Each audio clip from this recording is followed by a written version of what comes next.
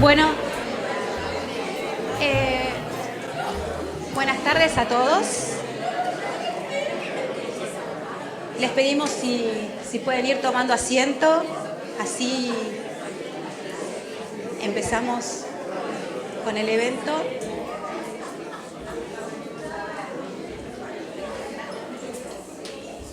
Sí.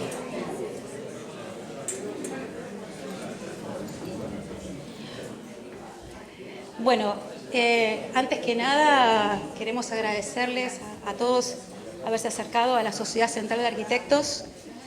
La sociedad es una entidad a la cual yo le tengo mucho cariño. La mayoría de los arquitectos que estamos acá estamos por el inmenso cariño que le tenemos. Es una institución que tiene más de 100 años, fue fundada en 1890, cerca o más o menos, y está encargada de difundir arquitectura, de organizar concursos, de tomar posición sobre temas relevantes de nuestra ciudad y de nuestra sociedad, tratando de defender no solamente la postura de los arquitectos, sino de todos los ciudadanos que nos manejamos en esta ciudad. Y también tiene un alcance nacional, por supuesto, pertenece a la FADEA, así que desde la Sociedad Central de Arquitectos, el arquitecto Eduardo Beckenstein, que baja en un ratito, les damos las gracias por estar acá. Nosotros desde la Comisión de Cultura, con Alejandro Liberato, Rita Comando, Gladys Rodríguez, nos encantó esta idea cuando vino Luz a decirnos que quería presentar un libro, y en ese momento, cuando estaba la muestra de Enrique Talentón, un gran amigo personal y de la casa con Lucy, nos pareció sumamente interesante explorar otras disciplinas desde la sociedad central, y hablamos enseguida de lo que nos inspira a los arquitectos. Y la verdad que los arquitectos nos inspira cualquier cosa. Nos inspira una música, un libro, una palabra, una persona, y estamos sentados en un bar esperando una reunión de trabajo y enseguida salimos con el lápiz a dibujar. Ahí hay una muestra acá de Ariel, que hizo algo bien así de lo que hacemos los arquitectos todo el tiempo. Aunque no crean, con esas cosas también salen trabajos.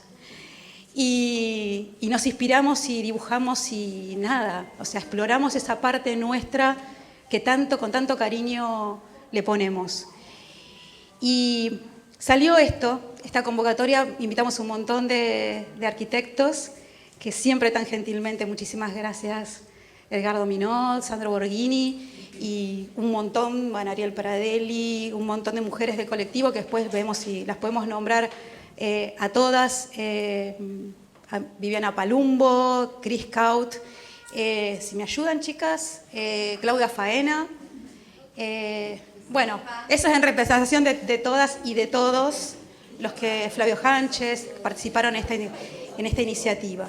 Y nos inspiramos en los cuentos de Luz. Le enviamos a cada uno de los arquitectos por Dropbox, con esta tecnología maravillosa que nos pone al alcance de la mano todo, los cuentos que eligió Luz, Jorge Sábato, también acá Cacho Soler, ya me voy a ir acordando de todos. Disculpe, pero por los nervios siempre me olvido de alguien. Y nos inspiramos en estos cuentos, que ahora nos va a contar Luz y va a presentar su libro, y salió lo que ven. Así que bienvenidos, muchas gracias, y les presento en principio a Luz.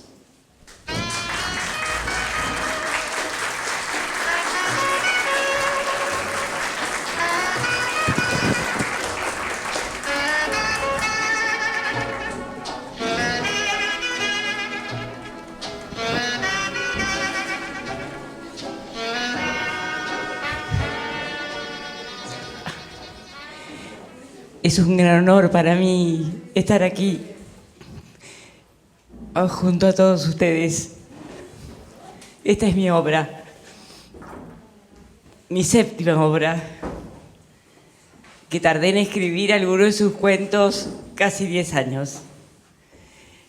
Es una gran felicidad publicar un libro, es un hijo para uno, y más cuando puedo compartirlo con ustedes, artistas, en esta amalgama, sabiendo que juntos podemos más.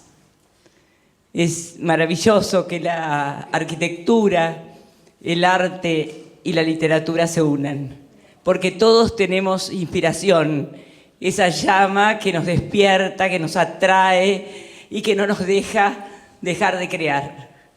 Y en un momento tan difícil de la Argentina, es una felicidad, es aportar a la Argentina buena que se viene y que nunca debemos dejar.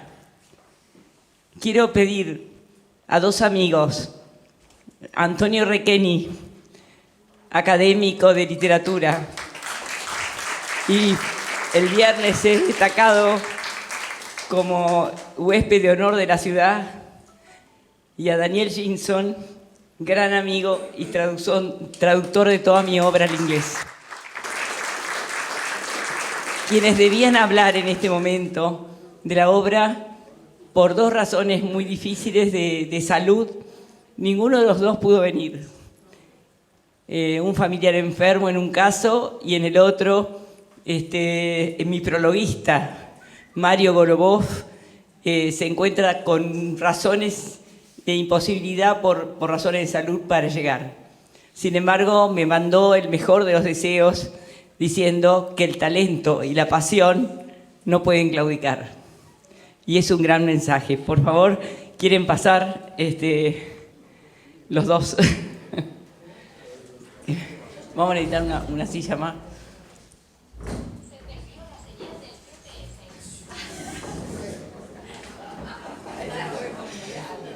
Bueno, acá Antonio conoce toda mi obra y ha sido prologuista de mis libros anteriores.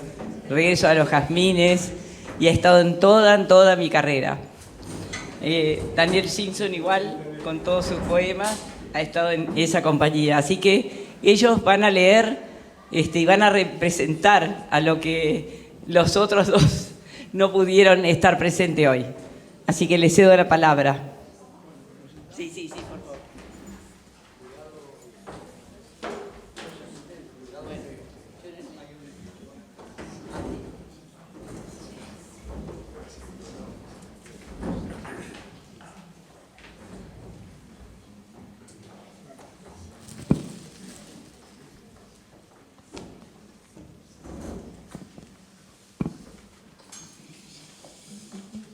Bueno, te doy la palabra a vos, Antonio.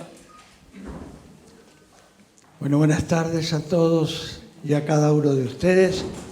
Mi participación no estaba prevista, pero bueno, voy a disfrazarme de Mario Golubov para leer el prólogo. Antes quisiera decir que yo conozco la obra muy bien de mi querida amiga Luz, y en un comentario que hice a Regreso de los Jazmines, yo recordé una frase de Robert Louis Stevenson que decía que cuando una obra literaria tiene encanto, lo tiene todo. Y así pasa con la obra de Luz Echemendigaray. Bueno, voy a leer el prólogo entonces de Mario Golubov.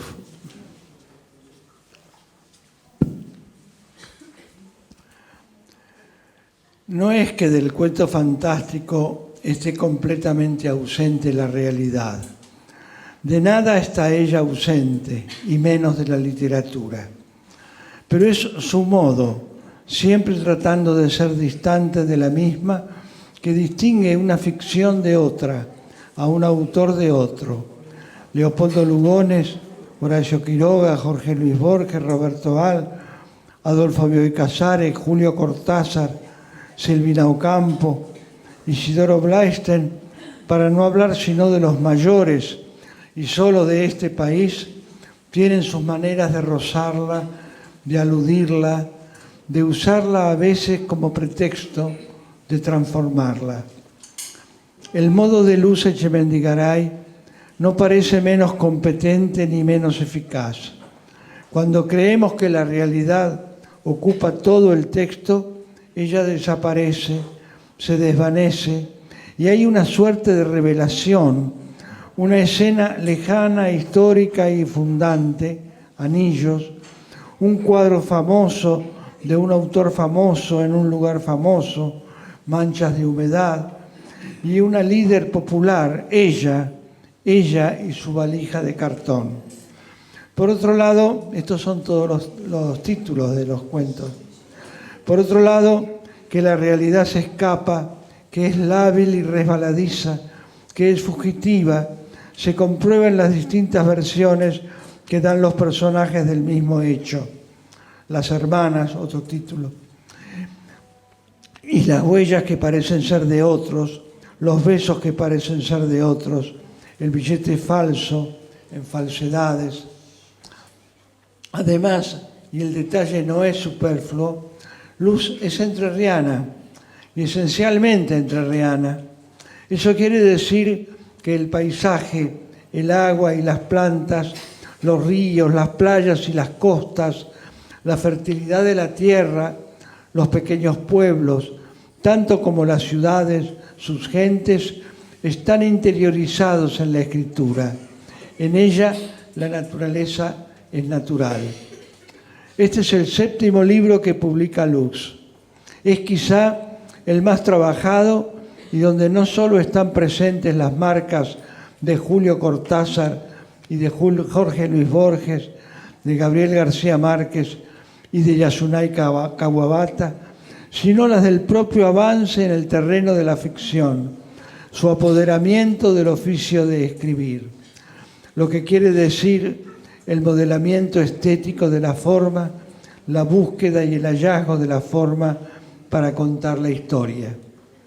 El libro nos muestra que la literatura es un riesgo, que escribir ficción lo es.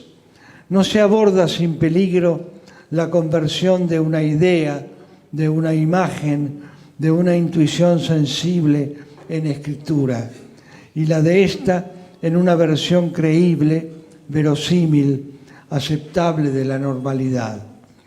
Esto parece estar mostrándonos Luz con este libro, que así se construye una ficción dentro de lo que para prestigio de la literatura rioplatense es la llamada literatura fantástica, nuestra forma mejor. Muchas gracias en nombre de Mario Gogó. Muchas gracias, Antonio Requeni. Es un honor tenerte aquí. Y ahora le voy a dar lugar a Daniel Chinson, que va a leer algunas notas que tenía el poeta Osvaldo Rossi. Él pensaba decirlo en forma improvisada, o sea que las notas están tomadas de esa manera. Te doy la palabra. Mis anteojos que lo tiene Antonio. Usted los anteojos, ¿no?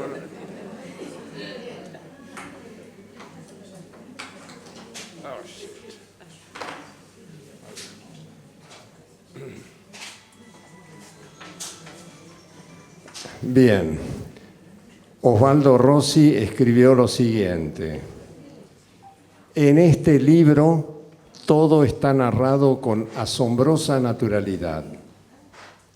Alucinaciones, sucesos fantásticos, hechos desagradables de la vida cotidiana, todo está aquí registrado, minuciosa pero naturalmente, sin ningún sobresalto, ni exageración, ni golpe bajo.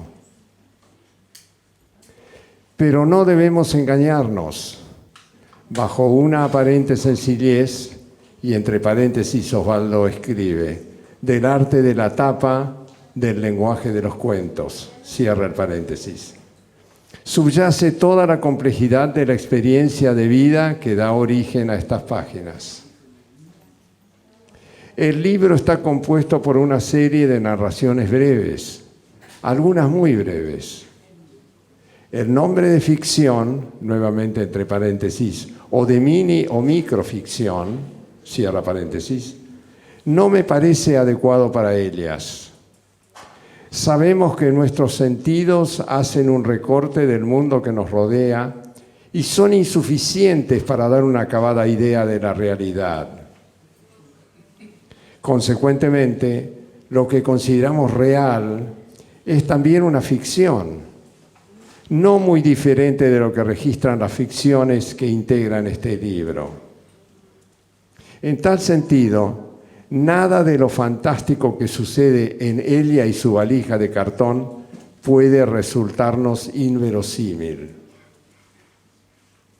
El equívoco que surge de confrontar culturas diferentes, forastero, la cruda realidad de nuestro país, el robo de la bicicleta, estas frases corresponden a títulos de cuentos, de algunos de los cuentos, y de otros lugares del mundo, como por ejemplo el cuento El Hijo, las estrategias que usamos para ocultar quiénes somos o lo que nos pasa, como máscaras o desde otro punto de vista, la Novak, son algunos de los temas que Luz Echemendi Garay aborda en estos cuentos.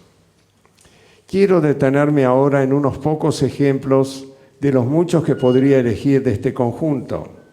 Se trata de El dueño del pasaje, la plaza, Jeans y Elia y su valija de cartón, cuento que cierra y da título al libro.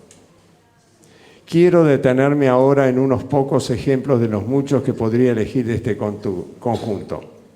Se trata de... aquí está repetido. A ver. Ah, no, me equivoqué. Perdón. Error del lector. En El dueño del pasaje queda en evidencia el peso de nuestros prejuicios. El lector se suma a la mirada sesgada con la que se narra el cuento para descubrir en el final que las cosas no son como parecen y extraer la sabiduría de una moraleja sin que haya mediado la intención de la autora,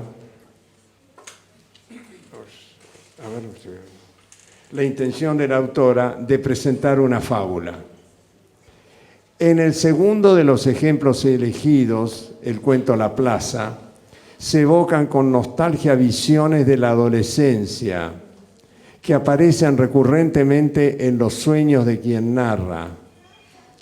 Pero el lector sospecha desde las primeras líneas que hay algo más que esas visiones nostálgicas, porque, y aquí cita a la autora, a pesar de que se despertaba sobresaltada, con la respiración entrecortada y deseando ver la luz del día, irremediable y paradójicamente, su inmediato deseo era regresar a ese sueño. La presencia de este estado, que se repite, llega a confundir el sueño con la vigilia y los sucesos de uno encuentran su continuidad en la otra. La alternancia de sueño y vigilia se repite, aunque ahora entre imaginación y realidad.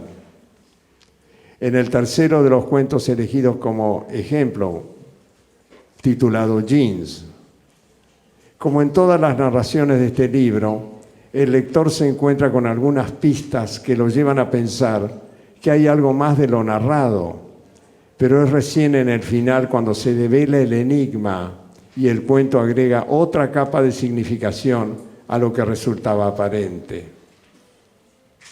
El cuento que da título al libro nos lleva a pensar a la manera del célebre poema de Robert Frost, The Road Not Taken, que en cualquier circunstancia estamos forzados a elegir, hasta la prolongación de la duda es una manera de elegir, y que la decisión que tomamos cancela la existencia de las otras posibles, al menos en este plano de la realidad.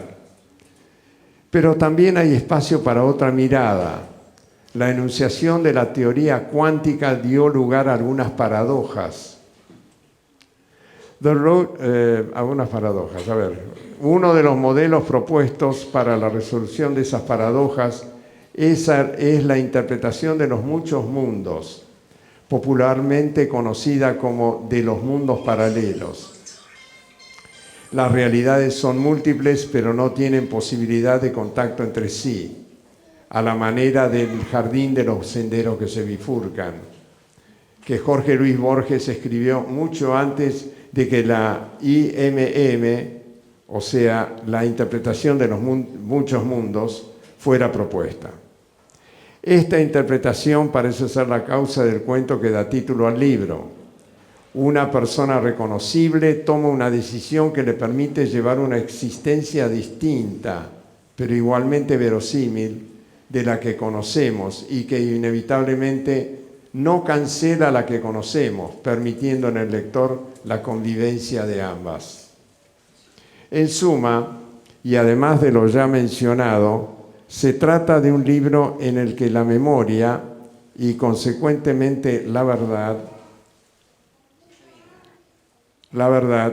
rememorada es lábil, como en el cuento Las Hermanas, y en el que lo que consideramos como realidad es un elemento de un conjunto mucho más amplio, un solo árbol dentro de la multitud del bosque, como lo muestran varios de los cuentos que integran ella y su valija de cartón. Quiero terminar citando unas palabras de Antonio Requeni, a propósito de un libro anterior de Luz, pero que bien pueden aplicarse al que hoy presentamos. Escribió Antonio Requeni: su estilo es tan diáfano, tan colorido y a la vez despojado de artificios retóricos, que cada uno de sus relatos, en los que se alternan los cuentos cortos con microrelatos de curiosa perfección, se lee con insoslayable encanto. Robert Louis Stevenson decía que cuando una obra literaria tiene encanto, lo tiene todo. Firmado Osvaldo Rossi.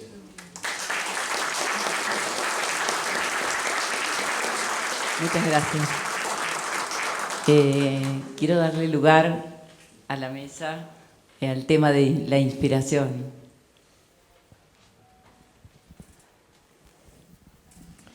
Bueno, esta presentación de un libro que parece un poco extraña porque va junto con una muestra inspirada en cuentos del libro que se está presentando hoy. La idea surgió en una muestra anterior que vino Luz y quiso presentar su libro acá, le gustó el lugar, entonces nos pareció que debíamos agregar algo más para que no fuera una simple presentación de un libro, sino algo un poco más rico con inspiración de artistas, arquitectos, pintores, croquiseros, dibujantes, de los mejores que tenemos en el país y que hacen esto desde hace mucho tiempo, se inspiraran en los cuentos, cada cual eligió uno que quiso y terminamos con este resultado que ustedes ven allí expuesto. Creo que este tipo de actividad donde se mezclan disciplinas enriquece a las dos disciplinas, enriquece a la escritura, a la literatura y también nos enriquece a los dibujantes y artistas porque se busca la inspiración a través de la literatura. El arquitecto Borghini y el arquitecto Minón nos van a hablar sobre la inspiración, cómo se inspiran los arquitectos o cómo se inspiraron para hacer su obra para esta muestra. ¿Este no funciona? Hola, hola. Bueno, como contó Alejandro, recibimos esta invitación no hace tanto tiempo, hace unos días, estilo arquitectos, nos sorprendió. En realidad yo confieso que como se juntaba con el otro concurso, yo pensé que venía quizás a hablar al principio del otro concurso. Acá Edgardo me espabiló y ahí entonces me di cuenta que tenía que hacer un dibujo sobre los cuentos de Luz. Y ahí me puse a leerlos. Yo voy a ser muy breve y lo que tengo que decir empieza con lo siguiente. A mí la palabra inspiración desde siempre me generó una cierta desconfianza y un cierto malestar o inquietud. Quizás por un falso prejuicio de asociarlo siempre o no poder dejar de asociar la palabra inspiración a algo mágico, como si alguien bajara con una varita y nos tocara y entonces automáticamente nos sale una obra de arte o algo interesante, cosa que no es así, por supuesto.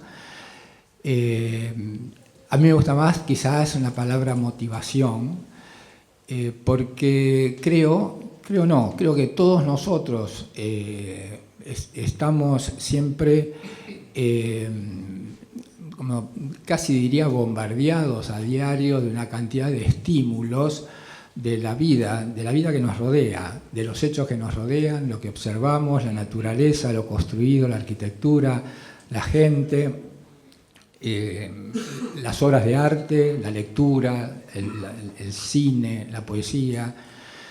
Entonces, aquellos que por algún motivo dedicamos parte de nuestra quehacer a algo que tenga que ver con la creatividad, tenemos una tendencia, por lo menos a mí me pasa eso, que cuando alguno de esos estímulos nos toca alguna fibra especial, sentimos como una especie de impulso, de deseo de traducir ese impulso, en algo de lo que nosotros nos gusta hacer. Un dibujo, una canción, una pintura, una escultura. Y eso para mí es una motivación. Si eso es inspiración, bienvenida a la inspiración. Y no tiene para mí nada de mágico, al contrario. Además, creo que generalmente, en todo caso, la mayoría de las veces hay una cierta frustración, porque es difícil que salga una obra de arte con mucha facilidad. Es más, creo que en mi caso casi nunca. Por eso también siempre tuve cierto como temor de esto, porque bueno, yo nunca me sentí tocado por la varita mágica. Esto también, hay otra cosa de este producto, de lo que llamamos inspiración, que no necesariamente traduce o muestra el motivo de la motivación, de la inspiración. Uno puede sentir el impulso, escucha una música, le da ganas de dibujar y puede dibujar algo que no tiene nada que ver ni con la música ni con ninguna otra cosa, salvo con la propia sensibilidad, el propio diálogo que uno establece con el objeto que va creando y nada más. Yo recuerdo que en el colegio todavía, por primera vez escuché, o nos hicieron escuchar, yo estudié en el colegio italiano, la obra de Ottorino Respighi, Los Pinos de Roma. Y yo me acuerdo que intentaba, escuchando la música, imaginarme cómo eran los pinos de Roma, porque por supuesto era imposible, hasta que los conocí y no tuve ninguna duda que una cosa tan linda como ese particular árbol de fuste alto, de copas muy como paraguas, podían haber inspirado a alguien a componer una música, y después salió una obra de arte. Los pinos se quedaron en Roma, para mí. Esto también hace que muchas veces me ha pasado. Yo personalmente me siento muy motivado como arquitecto, posiblemente, por lo que yo llamo el entorno construido, ni siquiera la arquitectura. Lo urbano en contrapunto con la naturaleza, con el ser humano que lo transita, y no necesariamente con la arquitectura importante de edificios, de palacios, sino quizás más con zonas más marginales de lo construido. Nosotros vivimos en una ciudad en ese aspecto fantástica, caótica, muy desordenada, con una superposición de arquitectura de distintas épocas, cosa que lo hace para el observador y para el que está buscando ángulos y está buscando perspectivas, un espacio muy, muy interesante. Lo que sí, siempre he tenido cierta dificultad cuando he tenido que dibujar o hacer algo, digamos, por encargo o con un pedido, como fue un poco este trabajo. Bueno, porque ahí ya uno se siente en una cierta obligación, tiene un tema, y yo creo que en ese aspecto ahí es donde uno pone mano más al oficio. El oficio siempre está presente. No hay, creo, artista que trabaje, salvo algunos niños prodigios que de muy jóvenes, sin ningún bagaje previo, han hecho las cosas que han hecho, pero después la acumulación de conocimiento que uno va sumando a lo largo de su trabajo hace que uno maneje un bagaje de técnicas, de observaciones, de asociaciones, que rápidamente, cuando tiene ese impulso, las pone en práctica o intenta ponerlas en práctica. En el caso de los cuentos, yo cuando los abrí, por suerte vi que eran cortos, porque me habían dicho que eran varios. Por suerte eran cortos, y eso es bueno, porque en realidad yo creo que la misma luz, en la brevedad, lo que hace es dar un pantallazo muy fuerte, una condensación de la idea, ¿no? Y bueno, empecé a leer y me detuve en Manchas de humedad. Creo que nuevamente ahí me detuve en algo construido, porque hay una descripción muy linda de esta habitación, una descripción, era difícil armarla del todo, porque habla de un pasillo, habla de una puerta sin marco, que yo me preguntaba, que se confunde la hoja con la pared, me pregunté cómo harán para bisagrar esa puerta. Hay una serie de elementos, de hojas, de flores sobre una mesa, y está una cosa muy inquietante, que es esta canilla que gotea y que va generando una mancha de humedad en la pared, que va subiendo y va formando una figura que termina en la silueta de 12 siluetas, y una más alta en el medio y una mesa, en una clara alusión de la Última Cena.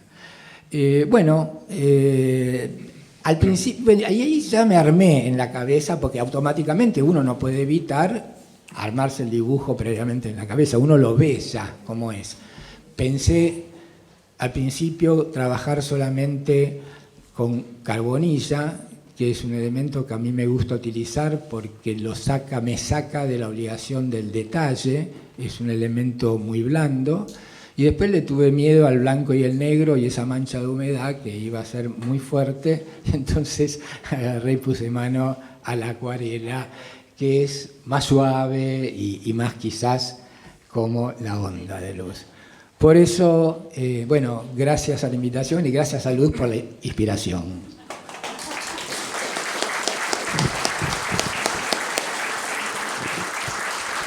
Bueno, gracias por invitarnos. ¿Vos querés hablar? Vos, dale. No. Dale. Ahí tenés.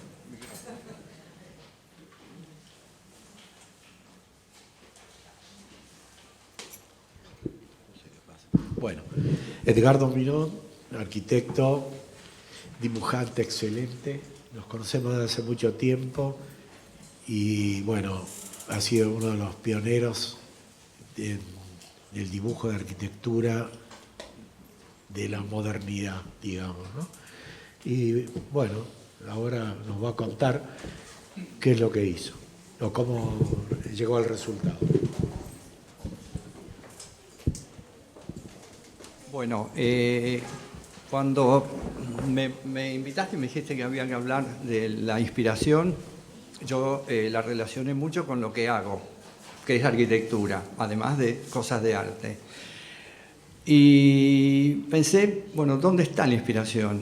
Así que lo que quiero contar un poco es cómo yo comienzo a trabajar cuando tengo algún encargo o algún deseo o alguna motivación para hacer algo. Y en el caso de la arquitectura, empiezo a pensar muchísimo antes, como una reflexión profunda, todas las variables que uno maneja como arquitecto, es decir, el lugar donde va a estar ubicado un edificio, para quién va a ser, si es un programa público, si es para un usuario que va a vivir ahí, qué tipo de tecnología se maneja en ese momento, si hay algún presupuesto, el entorno físico, como decía Sandro, que lo va rodeando, un poquito más amplio, el barrio, el lugar, la ciudad, la orientación, la historia de ese lugar, las referencias que yo tengo como imágenes de otros edificios, cómo vive la gente, cómo lo usa, qué es lo que resulta al final, digamos, interesante de ver cómo se usan los edificios. Y todo eso empieza a dar vueltas en mi cabeza pensándolo. Pienso caminando o yendo en auto o mirando por la ventana. Y después de un tiempo bastante largo, varios días, recién hago un primer dibujo.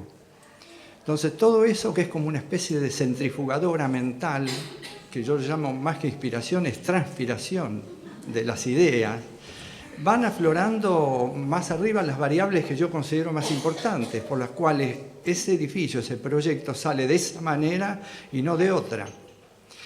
Y me pasó lo mismo con una vez que me pidieron que haga una escultura, una obra en una montaña, un cerro donde yo había hecho una casa, y era un parque de escultura. Y hice una obra y después me di cuenta que el proceso que hice para llegar a esa obra y construirla, que son unos cubos metálicos de acero cortés, etc., fue el mismo proceso que hago cuando hago un proyecto. Entonces, independientemente de lo producido, si es un objeto de arte como una instalación, en ese caso era site specific, era estar relacionado mucho con el lugar donde estaba y tenía que estar ubicada ahí esa escultura y no en otro lado, porque no era algo autónomo. Lo mismo me pasa con la arquitectura y mis proyectos. No hay uno igual a otro, son todas relaciones muy profundas y de reflexión con el lugar. Y bueno, y eso tiene que ver con inspiración, no sé, pero para mí no es que me aparece una idea de golpe, mágica, como un artista, como una pincelada, sino que la inspiración me agarra trabajando, digamos, un poco como decía Picasso. Así que lo cuento un poco como personal, una experiencia personal de qué es lo que me pasa a mí cuando trabajo y hago arquitectura, que para mí una de las aristas de la arquitectura es el arte, y muchísimo, y siempre lo mezclo y se tocan. Y en este caso, el dibujo, evidentemente el cuento, cuando lo empecé a leer, me sugería imágenes. Si eso es la inspiración, bienvenido. Imágenes de un pueblo, yo nací también en un pueblo, me acuerdo de la plaza del pueblo, me acuerdo de algunas pequeñas manifestaciones, de días oscuros, de lluvia, y ese es un dibujo un poco abstracto, no es la visión personal, peatonal de cómo uno lo ve, sino que es una visión casi inventada y mezclada con las palabras de luz en el cuento. Nada más. Y Miriam, quería escucharte.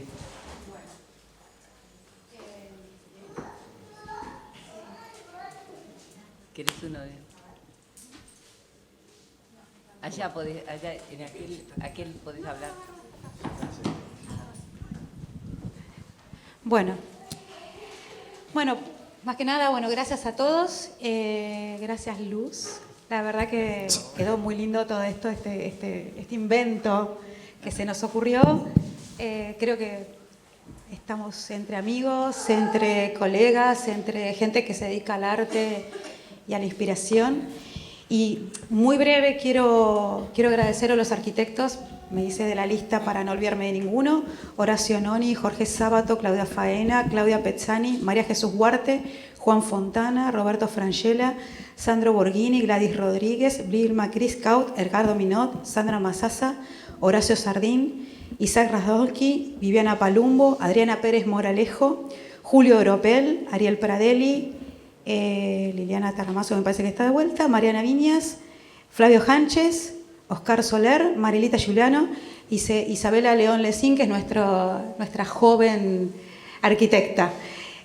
Así que muchas gracias a todos, muchas gracias, Luz. No sé si querés agregar algo más. Sí, quería leer un cuento. Dale. Mientras Luz se acomoda, les comento que esto viene con un poco de música. Amigos que trajo Luz, además del libro, y luego de todo esto, un vino de honor y un pequeño agape para todos. Sí. La compañía es Carlos Araoz con la música, y él musicalizó un poema mío que se llama Mi Voz, y va a cantar su hermana también otra canción, otro poema mío que está musicalizado. Pero bueno, les quiero contar, les quiero leer uno de mis cuentos, que era de los que estaban para inspirar. Se llama Klimt. Desde el día en que entré en el Museo de Viena y conocí el beso de Klimt, me enamoré de él. Y lo traje a Buenos Aires amarrado. No lo dejé un instante en el viaje, no fuera que alguien quisiera quitármelo. Y allí estaba en el avión acompañándolo, envuelto en el rollo y en el trepidal del subte de Viena, que me había golpeado el cuello, tan apretado a ella, a mí lo tenía, que el cartón había lastimado mi piel. Yo soy Alma y recordaba el aire de perplejidad del farmacéutico vienés cuando trataba de explicarle en inglés lo que me había pasado, y él me contestaba en alemán que no entendía al mostrar una herida en el cuello, y finalmente él, medio alemán, medio inglés, me preguntó: ¿Is a bite? ¿Es un mordisco? Y yo le expliqué con las manos: no, no lo es el rasguño del tubo de cartón que guarda la lámina de Klim en mi piel. Y él se esforzó más, y en un inglés con acento alemán me dijo: necesito conocer el origen de su herida para saber si es preciso un antibiótico o lo que es. Yo le dije: ¿pero cómo? ¿No me cree? Ya le dije que solo era un cartón que cortó mi piel. Y dale que dale, el farmacéutico confuso se rascaba la cabeza. El regreso en avión con la obra de Klimt en mis manos y destino a Nueva York. Todo así. A mí me tocó el asiento del pasillo y a mi lado, en la ventanilla, viajaba un asiático que, a pesar de no haber probado en su vida un sorbo de alcohol, aceptó un vaso de whisky que le ofreció la azafata. Entusiasmado por la transgresión y celebrando su primera escapada de Occidente, se lo tomó de un trago. Para alguien que por primera vez bebía, un segundo vaso fue demasiado. Mareado, completamente confundido, desesperado, ignorando que la tierra ya se veía chiquita a varias miles de metros debajo, se lanzó sobre la puerta de emergencia e hizo lo posible para abrirla. Justamente la que tenía a su lado. Y allí fue que ella, o yo, desperté del breve sueño del que mi compañero de asiento me había permitido disfrutar. El comisario de aborto y las azafatas se lanzaron sobre él para reducirlo, golpeándole nada menos que con el rollo de cartón, aquel que contenía la lámina de Klimt y que le habían quitado de las manos. En la lucha, desesperado por salir del avión, completamente borracho, derramó el vaso de whisky en mi casaca y manchó mi campera de cuero color miel recién comprada. La pasajera del otro lado del pasillo dijo: ¡qué barbaridad! Sí, este loco, este hombre podría haber tirado el avión abajo, le contesté, aún pálida por el susto. No, mi hija, se lo dijo por la campera de cabritilla, tienen que indemnizarla. En la maniobra, la lámina se salió del rollo, desplegándose sobre el asiento, y tras la intervención del personal de la aeronave y la reducción del inquieto e inquietante pasajero, quedó vacío junto a ella. El borracho desde el suelo dijo: ¡qué bochorno! Ese cuadro es un atentado al recato. ¿Cómo puede llevar usted algo así? Es arte, dije yo. ¿Qué disparate, dijo usted? Es una agresión a la vista.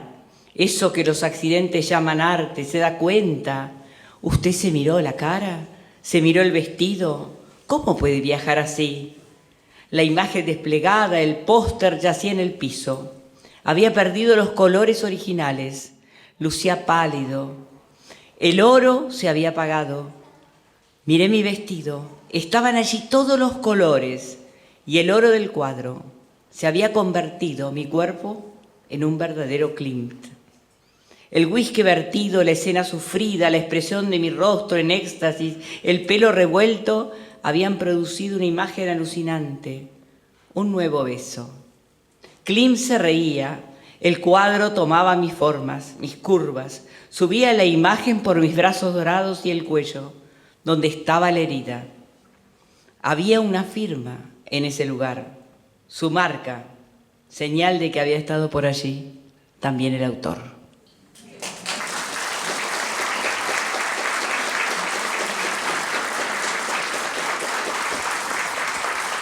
Y la diferencia del tema de la inspiración, para mí, es un poco distinto. A mí me ha sucedido de inspirarme para escribir poemas frente a la avenida 9 de Julio. Y he escrito la primera parte del poema antes de llegar a la avenida y he tenido que sentarme en un café. Y después pasar la 9 de Julio y sentarme en otro café para terminar de escribirla en un tarjetón que tenía en mano. Y así este poema que les digo nació así, inspiración pura. Escribo tu nombre en el cristal empañado de mi historia y las gotas caen y borronean mis papeles de sueño y madrugada. Te espero en el café de la llovizna, deseo que me beses al llegar al puente de la nostalgia. Estás y no estás entre mis brazos en este invierno que el calor se ha ido y el sol me falta. Sin embargo, tu sombra juega con la mía en la vereda y en un rincón de mi memoria están mis cartas donde se anidan mis deseos. Se doran las hojas del otoño y revolotean los pájaros amados. Cortasariano. Gracias. Bueno, creo que es el momento de brindar, así que vamos a pedir que nos acerquen las copas y brindar por este momento de alegría, de felicidad y de luz.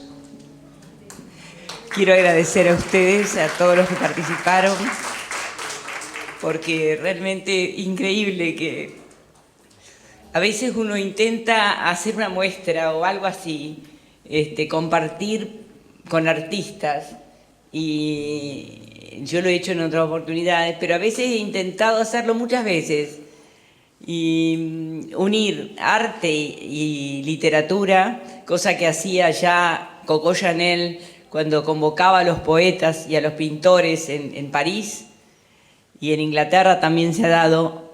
Ha sido muy difícil. En cambio, en esta casa, todos ustedes me sorprendieron. Quiero agradecerle a todos los que intervinieron, y las lágrimas tienen que ver con la tarea, con la dedicación, con la inspiración y con la emotividad. Por eso, un abrazo para todos.